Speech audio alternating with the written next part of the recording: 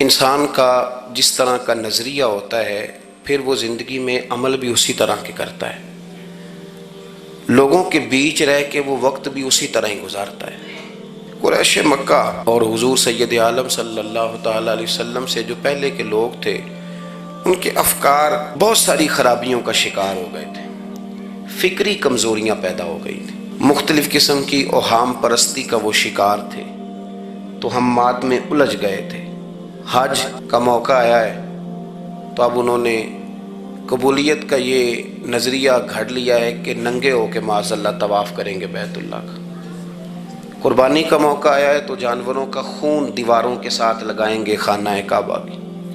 اور قرآن حکیم ہمیں یہ بھی بتلاتا ہے کہ جب حج کر کے لوٹتے ہیں تو اب دروازوں سے نہیں گزرنا، اب ہم نے کوئی اور رستے پھلانگ کے گھروں میں آنا ہے، اس لیے کہ ہم نیک ہو کے آئیں۔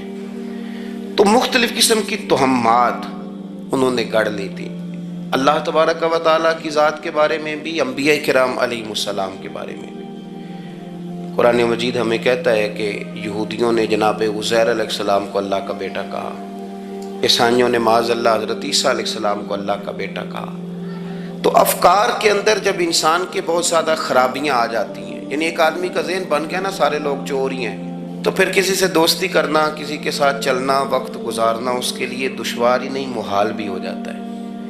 اور اگر انسان محسوس کرنے لگتا ہے نا کہ یار نہیں ایسا نہیں ہے، یہ میرے رسول کریم کی امت ہے، اور حضور علیہ السلام نے فرمایا میری امت کبھی گمراہی پر جمع نہیں ہوگی، تو امت میں خیر ہے، ہمیں خیر کو تلاش کرنا چاہیے۔ پھر انسان آہستہ آہستہ نرم ہونے لگتا ہے، لوگوں کو گنجائش دینے لگتا ہے، اور ان کی باتوں کو، ان کی کمزوریوں پر وہ استدلال کرتا ہے کہ یہاں کمزور پڑ گئے ہوں گے، یہاں یہ مسئلہ ہو گیا ہوگا۔ وہ کسی نے کہا تھا کہ جانے کس عمر میں جائے گی یہ عادت میری، روٹھنا اس سے تو اوروں سے الجھتے پھرنا۔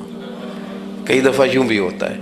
تو ہمارے ہاں افکار میں اگر حسن رہے، تازگی رہے، خوبصورتی رہے۔ اب بھی کچھ لوگ ایسے ہیں جو اعتدال کا رستہ چھوڑ جاتے ہیں۔ صوفیاء کی جماعت میں جب سے ملنگوں نے قدم رکھا ہے، اور بہت سارے ایسے لوگ جو کہتے ہیں کہ نہیں تمہیں نہیں پتہ بات معرفت کی ہے، تو ان لوگوں نے بھی خرابی پیدا کر دی۔ پھر اس کا نقصان یہ ہوا کہ کچھ دانشوروں نے، شعراء نے، سیاستدانوں نے معاذ اللہ یہاں تک کہنا شروع کر دیا کہ جو جس کو بھی پکارتا ہے کسی نہ کسی روپ میں اللہ کو ہی پکارتا ہے۔ افکار میلے کر دیے، بھئی اگر جس کو بھی جو پکارا جا رہا تھا تو وہ معاذ اللہ اللہ کو ہی پکارا جا رہا تھا، جس کے سامنے جو جھکتا تھا تو کوئی نہ کوئی اس کے ہاں توحید پائی ہی جاتی تھی، تو پھر اللہ کے رسول بتوں کے خلاف کیوں جہاد کرتے رہے؟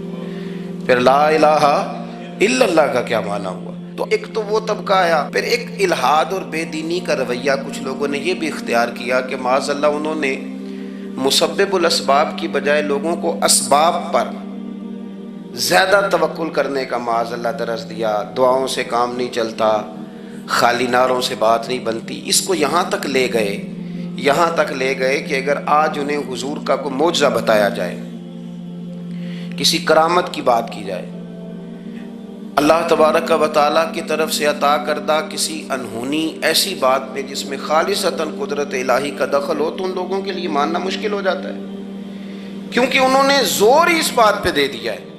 تو ان سارے رویوں کے اندر ہمیں پھر پلٹ کر انہی تعلیمات کی طرف توجہ کرنی ہوگی جو مدینے والے محبوب نے ہمیں عطا فرمائی، جو حضور نے عقائد اور نظریات کا حسن ہمیں عطا فرمایا۔ یہ میرا دور گھبرائے ہوئے لوگوں کا دور ہے، پریشان لوگوں کا دور ہے۔ ڈپریشن کے مریضوں کی تعداد 65% تک پہنچ گئی ہے۔ اس قدر زیادہ لوگ ڈرے ہوئے، پتہ نہیں کیا ہوگا۔ جو غریب ہو گیا وہ جانتا ہے شاید کبھی بھی میرا ہاتھ نہیں پڑے گا، جو بیمار ہو گیا وہ سمجھتا ہے کہ شاید کبھی تندرست نہیں ہوگا۔ تو کمزوری آ گئی اور تیزی کے ساتھ آئی۔ ٹی وی پہ بیٹھے لوگوں نے بھی کمزور کیا۔ پھر ایک تعویذ دھاگے والے تھے، انہوں نے بھی کہہ دیا تینوں کسی نے کچھ کیتا ہے۔ وہ بھئی کنے کیتا ہے؟ کہندا ہے مینوں حکم ہی نہیں، مینوں تے شرارت دا حکم سی وہ میں کر چھڑی، تینوں کسی نے کچھ ہے۔ اب تو سوچتا رہ، جتنے تیرے دشمن ہیں تو ان کی لسٹ بنا لے۔ تو شرارتیں ہوئیں، لوگ کمزور ہوئے، افکار کے اندر کمزوری آئی۔ رسول کریم صلی اللہ علیہ وسلم لوگوں کو طاقتور کرتے، توکل کا درس دیتے، तौहीद बारी ताला के सुथरे जज्बे हुजूर अपने गुलामों को अता फरमाते, उनकी फिक्री हुजूर तरबियत फरमाते, फिक्री। अल्लाह के रसूल सल्लल्लाहु अलैहि वसल्लम गारे सौर में मौजूद हैं, साथ सैयदना सिद्दीक़ अकबर रज़ी अल्लाह ताला अन्हु। कुफ़ार जो गिरफ्तार करने वाले थे, पीछे लगे हुए थे, वो गारे सौर के दरवाजे तक आ गए। जिस तरह डॉक्टर बोल देता है, वो कह देता है कि अब जनाब मुश्किल है, अगले हफ्ते आप चले जाएंगे, तो वो जो कमज़ोर लोग हैं उन्होंने अगले हफ्ते क्या जाना होता है, वो जब डॉक्टर बताता है उसी वक्त ही फौत हो जाते हैं। वो कहते हैं अगला हफ्ता तो लेट है, उसी वक्त ही समेट लेते हैं सामान सफ़र। और कुछ लोग ऐसे थे, डॉक्टर ने कहा कि जनाब आपकी रिपोर्ट्स बताती हैं कि आप बहुत जल्दी चले जाएंगे, तो उन्होंने कहा जनाब आप जो कह रहे हैं अपने इल्म के मुताबिक कह रहे हैं, पर होना तो वो है जो मेरा रब करीम चाहेगा। ये वो जज्बात हैं जो हमें रसूल करीम अलैहिस्सलाम ने अता फरमाए। देखो हज़रत अबू बकर सिद्दीक़ रज़ी अल्लाह ताला अन्हु के साथ हुजूर गारे सौर में मौजूद है। कुफ़ार जो गिरफ्तार करने वाले हैं वो दरवाजे तक आ गए, बिल्कुल दरवाजे तक। जनाब सिद्दीक़ अकबर रज़ी अल्लाह ताला अन्हु उनको देखकर थोड़ा सा घबराए, अपने लिए नहीं, ज़ाते मुस्तफ़ा के लिए घबराए, कहीं हुजूर को कोई तकलीफ ना पहुंच जाए, थोड़ा घबराए। या रसूलल्लाह वो तो करीब आ गए, और अगर उन्होंने पैरों की जानिब झुक कर देखा तो हमें देख लेंगे। बिल्कुल सराहने पहुंच गए, ये आ गए, खड़े हो गए, और दरमियान में पर्दा क्या है, मकड़ी का जाला, और मकड़ी का जाला फूंक से भी उड़ जाता है, तो मकड़ी का जाला बीच में। हुजूर वो तो पहुंच गए, जरा झुक करके देखेंगे तो वो तो हमें पकड़ लेंगे। अब ये वक्त तरबियत है, और वो तरबियत जो महबूब ने अपने उस अजीम सहाबी की फरमाई, उस तरबियत को मेरे रब करीम ने कुरान मजीद में बयान फरमाया। हुजूर फरमाते हैं, रब फरमाता है कि फरमाया महबूब ने फरमाया ला तहज़न, अबू बकर घबराना। ये एक मौका होता है जब इंसान को घेर लेती हैं मुश्किलात चारों जानिब से, और जो भी आता है वो उसे मायूस ही करता है, लेकिन हालात के सहमे हुए लोगों को बता दो हालात बदल जाते हैं, एक जैसे नहीं रहते। कहा ला तहज़न, अबू बकर घबराना। क्यों? हमारी फौजें आके इन्हें पकड़ लेंगी, या अंदर हमारे पास कोई ऐसा असलहा मौजूद है कि हम इन पर छोड़ देंगे तो ये मर जाएंगे। ला तहज़न, अबू बकर घबराइए मत। क्यों ना घबराइए? इसलिए कि इन्नल्लाह माअना, बेशक अल्लाह हमारे साथ है। जिनके साथ रब हो उन्हें घबराना नहीं चाहिए। उन्हें घबराना, ये जो मुसल्ले की कुव्वत होती है, जो दुआ की ताकत होती है, दुआ सलाहुल मोमिन, ये जो कुव्वत होती है इंसान के पास, ये जो उसके पास हथियार होता है कि आज रात मना लूंगा मेरा रब करम फरमा देगा, ये जो उसके पास कुव्वत होती है, ये उसे कमजोर नहीं पड़ने देती, उसे ताकतवर रखती। तो हुजूर ने अफकार के अंदर ये हुस्न पैदा किया, लोगों को बतलाया कि बजाय इसके कि तुम कोई चोर रास्ता तलाश करो, कोई सियासत करने की कोशिश करो, तुम कोई ऐसी राह इख्तियार करो जो तुम्हें महसूस हो कि दुरुस्त नहीं है, उस रास्ते न चलो, बल्कि तुम अपने रब को मनाने वाले रास्ते पे चलो। और तिरमिजी शरीफ में हदीस है, हज़रत अनस बिन मालिक रज़ी अल्लाह ताला अन्हु फरमाने लगे कि करीम महबूब अलैहिस्सलाम फरमाते हैं कि अपने दुखड़े दुनियादारों को ना बताना, सेठों, नवाबों, चौधरियों, चापलूसी करने की ज़रूरत कोई नहीं। अपने दुखड़े दुनियादारों को ना बताना, वरना अल्लाह तुम्हें कभी गनी नहीं फरमाएगा। फरमाया अपने दुख अपने रब करीम की बारगाह में अर्ज़ करना, जल्दी या देर से अल्लाह तुम्हें लोगों से बेनियाज कर देगा। तरबियत फरमाई। हम लोगों ने तेज़ी से अपने आप को कमज़ोर किया है। तवज्जो का मरकज़ दुनियादार, वो अकबर अल-आबादी ने कहा था कि मुसीबत में भी अब याद खुदा हमको नहीं आती, दुआ मुंह से न निकली, जेबों से अर्जियां निकली। अब भी ना लोग दरखास्तें जमा कराते हैं, दुआएं नहीं करते। तो भाई एक तो ये कि तौहीद बारी ताला के बारे में असल नजरियात, अफकार का हुस्न, पाकीज़गी, और आपका अपने रब की जानिब पूरा तवज्जो करना। हमारे यहाँ अब तो खैर करामतें फेसबुक पे आती हैं और लोग उसका सवाल भी बड़ा तगड़ा करके करते हैं। और जो बच्चे छोटे मोटे हमारी तरह तालिब इल्म होते हैं, कुछ किताबें पढ़ने वाले दीन के, वो कई दफ़ा उलझ जाते हैं कि अब इसको टैली कैसे करें, ساتھ کیسے جوڑیں، ایسی کرامتیں، اور کرامت بیان کرنا بھی لوگوں نے ذمہ داری سمجھ لیا ہے، حالانکہ جڑے محرم راز حقیقت دے وہ تے راز حقیقت کھول دے ہی نہیں، اے جنہ ویکھیا نہیں وہ کرن گلاں، جنہ ویکھ لیا وہ تے بول دے ہی نہیں، تو بات ہی نہیں کرتے۔ تو کرامت نا جوڑ جاڑ کے نا کہیں فٹ کی جاتی ہے۔ آپ کو بخاری مسلم میں حدیث ملے گی، کوئی بھی ایسی اوہام پرستی، کوئی بھی ایسا نظریہ، کوئی بھی ایسی بات جو ذہن کو منتشر کرے، یعنی ابھی تک لوگ کہہ دیتے ہیں ہمارے کہ وہ کالی بلی رستہ کاٹ گئی تھی، تو معاملہ بڑا، میں ملتان شریف پہنچا تو مجھے وہاں ایک میرے سنگی کہنے لگے، بڑا پرانا ان سے ربط ہے، کہنے لگے کہ میں نے آج نا تجربہ کیا ہے، ویسے واقعی کالی بلی رستہ کاٹی ہے تو مشکل ہو گئی ہے۔ میں نے انہیں کہا کہ آپ کا تجربہ سجدہ صاحب کا محتاج ہے، آپ کو دوبارہ سے تجربہ کرنا چاہیے، خدا کے بندے کالی بلی رستہ کاٹ جائے تو مشکل ہوتی ہے، تو میرا تو سارے رستے کئی کالی گاڑیاں رستہ کاٹ گئی، اب کیا کیا جائے؟ یہ کمزوری ہے، افکار میں کمزوری نہیں پیدا کریں، کچا پن نہ پیدا کریں، آپ مضبوطی لائیں۔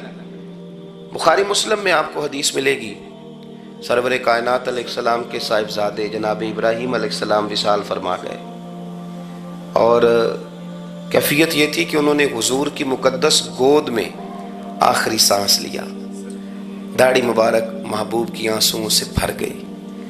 حضرت انس کہتے ہیں عرض کی یا رسول اللہ آپ بھی آنسو بہاتے ہیں؟ فرمایا میرا بیٹا گیا ہے تو آنسو نکل آئے ہیں، ورنہ میری زبان پہ وہی جاری ہے جس سے میرا رب راضی ہوتا ہے۔ اسی دن نا، جس دن سرکار کے صاحبزادے کا وصال ہوا، اسی دن سورج کو گرہن ہو گیا۔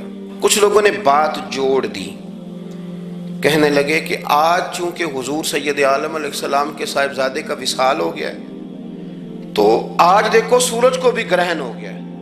بات جوڑ دی، غم کی کیفیت تھی، سرکار کی مقدس داڑھی آنسوؤں سے بھری ہوئی تھی، حالات کا تقاضا اور اس کی سمت کچھ اور تھی۔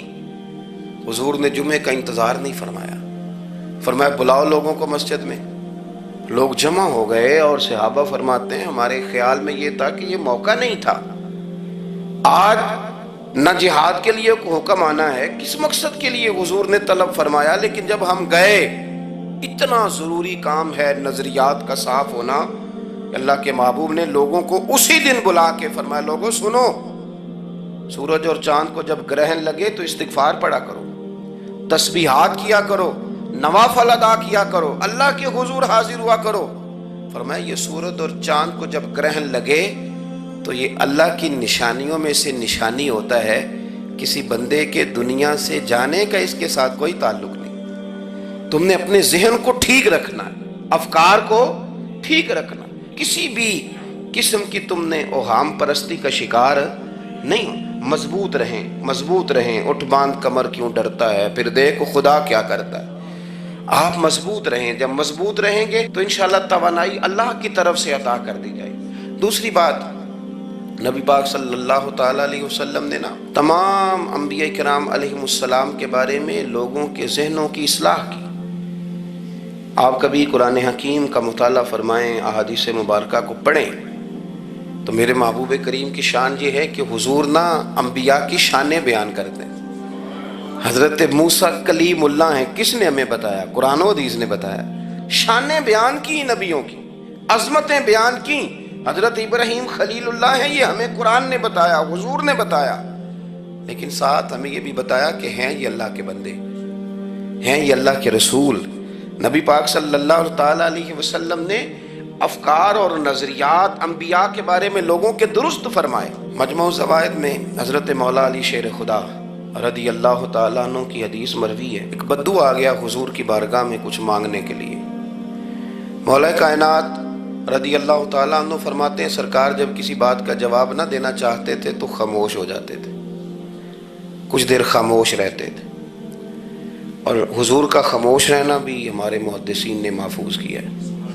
اقسام حدیث میں سے ایک حدیث ہے جسے حدیث تقریری کہا جاتا ہے، وہ حدیث ہے جس میں حضور خاموش رہے، کوئی کام کیا گیا تو سرکار خاموش رہے۔ حضرت مولا علی کہتے ہیں حضور نا خاموش ہو گئے، لیکن چونکہ دیہاتی تھا، سادہ تھا، اس نے جب بار بار گفتگو چھیڑنا چاہی تو پھر حضور نے فرمایا چل پھر مانگ لے کیا مانگتا ہے، مانگ لے پھر کیا مانگتا ہے، کر سوال۔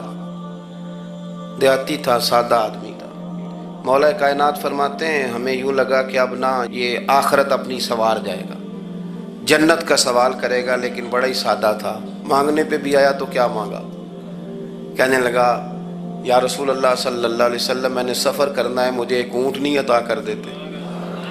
حضرت سلطان باہو سے کسی نے کہا کہ بڑے لوگ مرید ہوتے ہیں، تو فرمانے لگے رابطہ طالب کوئی نہیں ملیا، جو ملیا طالب زرد آؤ۔ تو بہت سارے لوگ ایسے آتے ہیں جو کامل شیخ کے پاس بھی آ کے کہتے ہیں دکان کوئی نہیں چلتی، یہ تو کسی سیٹ سے مشورہ کر لیتے، کاروبار چلانے کا آپ کو ڈھنگ بتا دیتا۔ یہ یہاں آ کے بھی آپ نے یہی سوال کیا، یہاں پہنچ کے بھی یہی سوال۔ تو نبی پاک صلی اللہ تعالیٰ علیہ وسلم سے کہنے لگا ایک اونٹ دے دیں آنے جانے کے لیے۔ حضرت علی کہتے ہیں ہمیں بڑا افسوس ہوا، یار تو آیا کہاں پہ ہے اور تو مانگ کیا رہا ہے، تو بارگاہ دیکھ اور اپنا سوال دے، تو کہاں کھڑا ہے، کیا مانگ رہا ہے۔ حضور مسکرائے اور مسکرا کر کے فرمایا کہ اونٹ تجھے دیا، چل کچھ اور بھی مانگ لے۔ حضرت علی کہتے ہیں ہم نے کہا اب جنت مانگے گا یہ حضور سے، تو بڑا ہی بھولا تھا، کہنے لگا جی اگر آپ کچھ اور بھی دینا چاہتے ہیں تو اونٹ پہ ڈالنے کے لیے کجاوا بھی دے دیں۔ تو حضرت مولا علی شیر خدا فرماتے ہیں ہمیں پھر بڑا افسوس ہوا کہ یار دیکھو اتنا چانس ملا ہے پھر کھو دیا ہے۔ رسول کریم علیہ السلام بھی مسکرائے، اور سرور کائنات کی جو مسکراہٹ ہوتی تھی وہ نہ خوشیاں تقسیم کرتی تھی۔ اعلیٰ حضرت رحمت اللہ علیہ فرماتے ہیں جس کی تسکین سے روتے ہوئے ہنس پڑے، جس کی تسکین سے روتے۔ اب یہاں سوال پیدا ہوتا تھا کہ پھر اس مسکراہٹ کے لیے تو انتظار کرنا پڑتا ہوگا کہ حضور مسکرائیں تو روتے ہوئے ہنسیں، تو اگلا شعر بھی ہے اور جواب بھی ہے۔ فرمانے لگے جس کی تسکین سے روتے ہوئے ہنس پڑیں اس تبسم کی عادت پہ لاکھوں سلام۔ یہ تو عادت ہے حضور کی، یہ تو عادت ہے مسکراتے رہنا۔ تو حضور بھی زیر لب مسکرائے۔ تیسری دفعہ میرے کریم نے پھر فرمایا چل مانگ لے کچھ، تجھے ایک چانس اور دیتے ہیں۔ پر مولا کائنات فرماتے ہیں بڑا ہی بھولا تھا، تیسرا چانس ملا، گویا گولڈن چانس ملا، لیکن پھر بھی وہیں کا وہیں رہ گیا۔ کہنے لگا ٹھیک ہے اگر آپ کچھ اور بھی دینا چاہتے ہیں تو میرا سفر لمبا ہے، آنے جانے کا خرچہ بھی دے دیں۔ اللہ اکبر۔ اب حضور عقائد کی بابت بتانے لگے کہ رسالت کے بارے میں، محبوب کے بارے میں عقیدہ کیسا ہونا چاہیے۔ تو حضور علیہ السلام فرمانے لگے تجھ سے تو وہ بنی اسرائیل کی بڑھیا ہی اچھی تھی۔ یا رسول اللہ صلی اللہ علیہ وسلم کون سی؟ تو حضور فرمانے لگے جناب موسیٰ علیہ السلام کو حکم ہوا ہجرت کریں، تو آپ جانے لگے، تو پھر ارشاد خداوندی ہوا کہ جہاں حضرت یوسف علیہ السلام مدفون ہے، آپ کا مزار پر انوار ہے، اگر آپ کو جانا ہے تو پھر ان کے تابوت کو بھی آپ نکال کر کے ساتھ لے جائیں۔ حضرت سیدنا موسیٰ علیہ السلام نے لوگوں سے پوچھا تمہیں پتہ ہے جناب یوسف کا مزار کہاں ہے؟ کسی کو نہیں پتا، ایک بوڑھی اماں ہے ضعیف العمر، اس کو خبر ہے۔ حضرت موسیٰ علیہ السلام نے اس سے کہا اماں تو بتائے گی کہ حضرت یوسف کا مزار کہاں ہے؟ تو کہنے لگی بتاؤں گی پر مفت نہیں بتاؤں گی۔ یہ حضور بیان کر رہے ہیں، بتاؤں گی پر فری میں نہیں بتاؤں گی، میں نا مفت تھوڑی بتاؤں گی۔ فرمایا چل تو اپنی قیمت بتا بتانے کی۔ تو کہنے لگی میں اس شرط پہ جناب یوسف کے مزار کا پتہ بتاؤں گی کہ آپ مجھے جنت میں وہ والا گھر دیں گے جس کے پڑوسی جناب موسیٰ علیہ السلام ہو۔ آپ کے پڑوس میں گھر چاہیے، تجھ سے تجھی کو مانگ کے میں نے مانگ لی ساری کائنات، وہ والا مکان چاہیے جس کے پڑوسی آپ ہوں۔ تو حضرت موسیٰ کلیم فرمانے لگے اماں چل جنت مانگ، تو نبیوں کے قریب مکان مانگ رہی ہے، وہ تو بڑا اونچا درجہ ہوگا، تو بڑی دور پہنچ گئی، اتنی بڑی سوسائٹی میں پلاٹ مانگ لیے، وہاں پہنچ گئی۔ تو بوڑھی کہنے لگی ٹھیک ہے پھر اگر یہ معاملہ ہے تو پھر ختم ہو گئی بات، اگر آپ نہیں بتاتے تو جائے میں بھی نہیں پتہ بتاتی۔ یا وہ اڑ گئی، ٹھہر گئی، اور اڑی بھی کس طرح، یہ بھی میرے اللہ کی توفیق، میری طلب بھی تو تیرے کرم کا صدقہ ہے، میری طلب بھی تو تیرے کرم کا صدقہ ہے، یہ پاؤں اٹھتے نہیں بلکہ یہ اٹھائے جاتے ہیں۔ تو وہ کہنے لگی میں نہیں پھر بتاتی، آپ کسی اور سے پوچھ لیں۔ جناب موسیٰ خاموش ہوئے تو ارشاد خداوندی ہوا، کلیم اپنے پڑوس میں مکان دینے کا وعدہ آپ کر لیں اور مکان انہیں میں عطا کر دوں گا۔ تو حضور سید عالم صلی اللہ تعالی علیہ وسلم نے اس بدو کی موجودگی میں تربیت فرمائی صحابہ کی، یہ چیزیں بھی حضور نے عطا فرمائی۔ لیکن جب تمہیں کہا جائے مانگو تو پھر یہ کریم رسول کا دروازہ ہے، مانگیں گے مانگے جائیں گے اور منہ مانگی پائیں گے۔ سرکار میں نہ لا ہے نہ حاجت اگر کی۔ تو افکار کا حسن، نظریات کی پاکیزگی۔ ہمارے ہاں نا آج کل جو ہمیں لیکچر دیے جاتے ہیں نا، بالخصوص جو طلباء سائنس پڑھتے ہیں، تو وہ جب سوالات اٹھاتے ہیں تو اس میں کچھ ایسی چیزیں بھی آتی ہیں۔ یہ ابھی کورونا کے حالات جب پچھلے دنوں چل رہے تھے تو اس وقت 2-3 قسم کے لوگ ہوئے۔ ایک تو وہ ہوتے ہیں جو بالکل ہی ڈرتے، کہتے ہیں چھوڑو جو ہوگا دیکھا جائے گا، اور ایک وہ ہوتے ہیں جو اتنا ڈرتے ہیں کہ بیچارے اپنے سائے سے بھی ڈرنے لگ جاتے ہیں۔ تو یہ دونوں باتیں جو ہیں یہ درست نہیں ہیں۔ درست کیا ہے کہ آپ احتیاط بھی کریں گے پر بھروسہ اپنے رب کریم کی ذات پر کریں گے، بھروسہ اللہ۔ تو لوگوں کو ڈرایا جاتا ہے اور جو خوف پھیلایا جاتا ہے ہمارے ہاں وہ بڑا عجیب قسم کا انداز ہے۔ قبر کو کھڑکی کوئی نہیں ہوتی، دروازہ کوئی نہیں ہوتا، آکسیجن کیسے جائے گی؟ یا آپ کبھی ٹویٹر پر مختلف بڑے لوگوں کے پیغامات دیکھیں تو موت کے بارے میں جب وہ چیزیں شیئر کرتے ہیں تو عجیب سا رنگ اس کا محسوس ہوتا ہے کہ اللہ جانے یہ بیچارہ کہاں کھڑا ہو گیا ہے۔ اور خوف، اور لوگ اس کا ذہن بنا کے ڈرتے ہیں۔ ڈرنا چاہیے، ضرور ڈرنا چاہیے، لیکن ایک بات یاد رکھیں، حضرت مولا علی فرمایا کرتے تھے کہ ڈرنا تو اپنے اعمال سے چاہیے اور ان کو درست کرنا چاہیے۔ ڈرنا تو اس چیز سے چاہیے کہ کیا ہم نے وہ راستہ اختیار کیا ہے جو قبر کو بالکل تنگ کر دے گا، جو جہنم کے گڑھوں میں سے گڑھا بنا دے گا؟ اگر وہ راستہ ہے اور اس پر آپ چلے ہوئے ہیں، آپ سخت ہو گئے ہیں، آپ نے سوچنا چھوڑ دیا ہے، آپ نے حقوق العباد کے معاملے کو ترک کر دیا ہے، آپ اپنی طبیعت کے لحاظ سے لوگوں کو ستانا مشغلہ بنا بیٹھے، آپ حلال حرام کی تمیز چھوڑ گئے، نگاہوں کی صفائی سے لے کر رزق حلال کو پیٹ میں لے جانے تک اگر غیر محتاط ہو گئے تو پھر تو خوف کھائیں۔ لیکن یہاں ان نظریات کی بابت جو حضور نے ہماری تربیت فرمائی، تو حضور نے ہمیں یہ نہیں فرمایا کہ میرا مومن ہو تو تم اسے کھڈے میں چھوڑ آؤ گے، ہو زندگی تقوی اور محتاط رہ کر گزارنے والا اور تم اسے کھڈے میں چھوڑ آؤ، یہ نہیں ہے۔ بلکہ فرمایا جو میرے مومن کی قبر ہوتی ہے روضۃ من ریاض الجنہ، وہ تم اسے نہ کھڈے میں نہیں چھوڑ کے آئے، باغ میں چھوڑ کے آئے ہو۔ آپ باغ کا تصور کریں پھر قبر کو سوچیں، نہیں باغ میں چھوڑ کے، اور باغ بھی معمولی نہیں، جنت کے باغوں میں سے باغ، جنت کی کیاریوں میں سے، روضۃ من ریاض الجنہ۔ اب ذرا اس اینگل سے آپ اپنی قبر کو سوچیں، اس رویے کے ساتھ کہ اگر قبر آپ کی جنت کا باغ ہے تو باغ میں جاتے بندہ ڈرتا تو نہیں، اور باغ اتنا حسین ہے کہ جس میں پہلی آنکھ کھلے گی تو پہلی نظر اٹھے گی تو مدینے والے محبوب کا چہرہ نور نظر آئے گا، اتنا شاندار باغ ہے۔ آپ اس کی رعنائی، اس کا حسن اور اس کی خوشبو کو ملاحظہ فرمائیں۔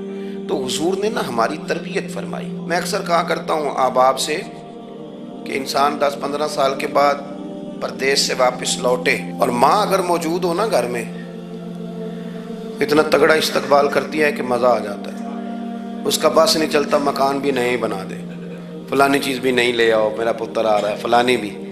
تو سالوں بعد بندہ گھر لوٹے تو ماں اتنا استقبال نہیں کرتی جتنا قبر میں اللہ کی رحمت بندے کا استقبال کرتے۔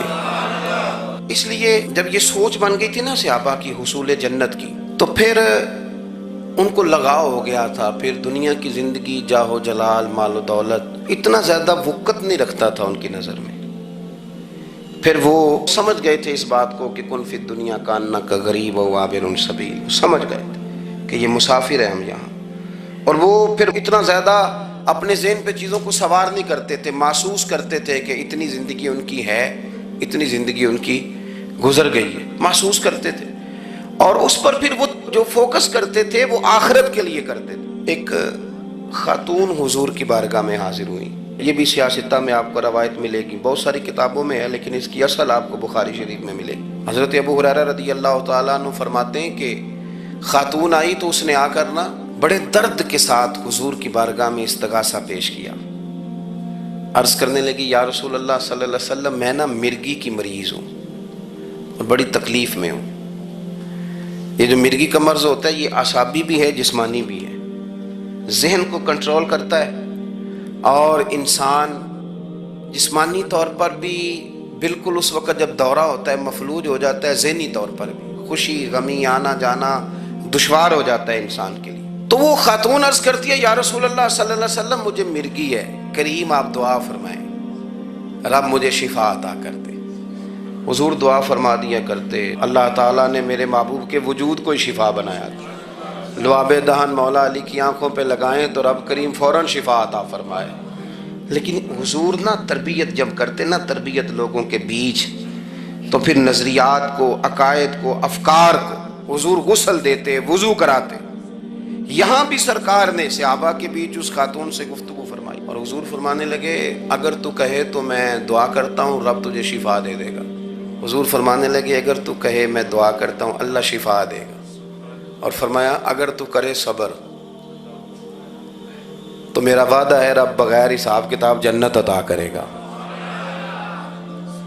اب یہ سوچ ہے، یعنی ہمیں جب چانس ملتا ہے دنیا اور آخرت میں چیزوں کو عکس کرنے کا تو آپ نظر دوڑا لیں دائیں بائیں کہ لوگوں نے توجہات کہاں اپنی مرکوز کی ہوئی۔ حضور نے فرمایا اگر تو کہے تو رب کریم ہے وہ شفا دے گا، میں دعا کروں گا، اور اگر تو صبر کرے، مانا کیا کہ اگر تو مرگی کے ساتھ ہی گزارا کرے، اس کے ساتھ ہی وقت بتائے تو پھر رب تجھے جنت دے گا۔ یہ سمجھ لیں بات، اس پر غور کریں۔